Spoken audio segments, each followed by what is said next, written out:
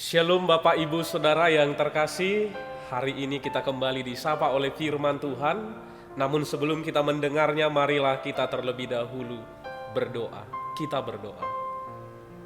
Kasih karunia dan damai sejahtera dari Allah Bapa kita dan dari Tuhan Yesus Kristus menyertai kamu sekalian. Amin. Firman Tuhan hari ini tertulis di Keluaran 20 ayat 4. Jangan membuat bagimu patung yang menyerupai apapun yang ada di langit di atas dan yang ada di bumi di bawah atau yang ada di dalam air di bawah bumi. Demikian isi firman Tuhan. Saudara yang terkasih, dalam satu kesempatan seorang ibu menceritakan apa yang dia alami, bahwa dia sering dimasuki oleh roh halus atau roh jahat, kira-kira demikian.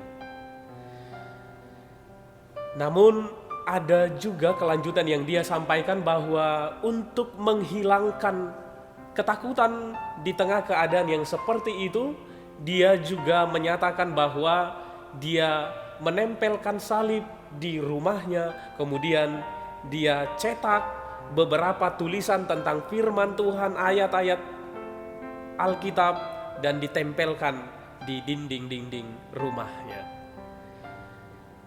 Saudara yang terkasih, dia berkata dengan itu dia sedikit tenang.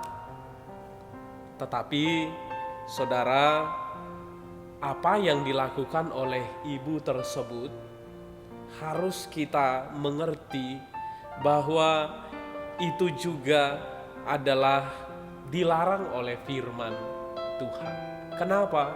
Karena kehadiran Tuhan, kuasa Tuhan, dan kekuatan Tuhan bukanlah dibatasi hanya di satu ruangan, hanya ditentukan oleh benda-benda tertentu yang ditempel atau diletakkan dekat dengan kita. Sejauh seperti itu kuasa dan kekuatan Tuhan. Saudaraku yang terkasih, sesungguhnya hal yang seperti itu sering sekali kita lakukan sebagai orang Kristen dalam kehidupan kita. Terkadang kita tidak sadar, tetapi kita sudah jatuh pada kebiasaan-kebiasaan yang masih membatasi tentang kuasa Tuhan, kehadiran Tuhan dalam perjalanan kehidupan kita. Misalnya, ada masih orang Kristen yang mempercayai bahwa anggur perjamuan kudus itu ada kekhususannya, khusus jenis anggur itu, dan dia tidak memahami bahwa bukan di anggurnya sebenarnya, tetapi di firman Allah sendiri. Kemudian juga ada hal-hal yang mungkin hanya tergantung pada seseorang, kehadiran seseorang. Jika seseorang itu tidak hadir, maka dia tidak lagi tenang. Saudara yang terkasih, hal-hal yang seperti ini yang harus kita hindari, bahwa di keadaan apapun yang kita alami, kita harus terus terpaut di dalam iman yang teguh, di dalam doa kita kepada Tuhan, di situasi apapun, di kondisi yang gelap sekalipun, kita tetap merasakan kehadiran Tuhan. Di kondisi yang sedang menekan sekalipun, bukan berarti Tuhan tidak hadir di sana. Maka saudara-saudari yang terkasih dalam nama Yesus Kristus, kehadiran Tuhan di dalam perjalanan kehidupan kita selalu ada dimanapun.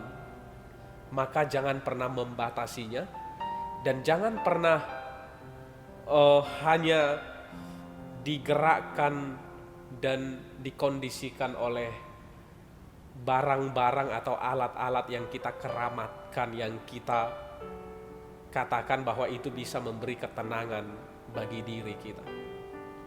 Dan firman hari ini juga mau memastikan kepada kita, mana tahu dari kita yang mendengarkan renungan pada hari ini masih memegang alat-alat tertentu, atau gelang, atau cincin, atau pakaian, mengkeramatkan benda-benda tertentu, tempat-tempat tertentu yang kita anggap itu hanya itu yang bisa memberi ketenangan dan kenyamanan bagi kita. Tidak waktunya lagi, tetapi kita harus mampu bangkit dan keluar dari pemikiran yang seperti itu.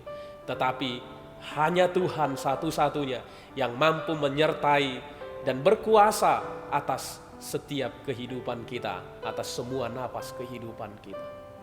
Kiranya kita terus berbenah, kiranya kita terus kuat dan menyerahkan semuanya hanya di dalam Tuhan. Tidak ada Allah lain dan tidak memakai alat-alat lain dan tidak memakai patung jenis apapun, dimanapun dan semahal apapun dan dari siapapun itu. Kiranya kita tetap semangat. Amin. Kita berdoa. Terima kasih Tuhan untuk firman-Mu hari ini.